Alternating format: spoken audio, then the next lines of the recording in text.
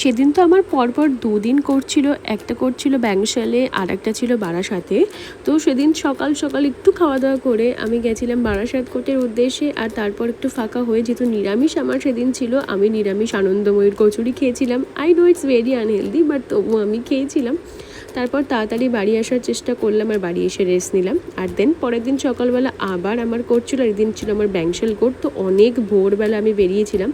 আর আমার না এই জায়গাটা ভীষণ সুন্দর লাগে, আমাদের এই কোর্টে যাওয়ার পথে গঙ্গা পড়ে। তো আমি প্রত্যেকবার আমি ট্রেনের ওখানে দাঁড়াই আর দাঁড়িয়ে এটা ক্যাপচার করি, এটা আমার প্রত্যেকবারের রুটিন।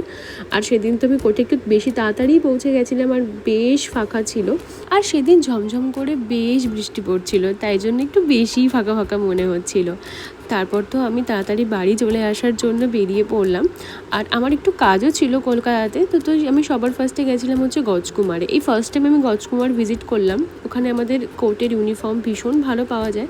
আর এত সকাল সকাল আমার বাড়ি ফিরে এসেছি যে আমার ভীষণ আনন্দ হচ্ছিলো, আর ভিউটা আমার ভীষণ ভীষণ ভালো লাগছিলো অনেক দিন পর।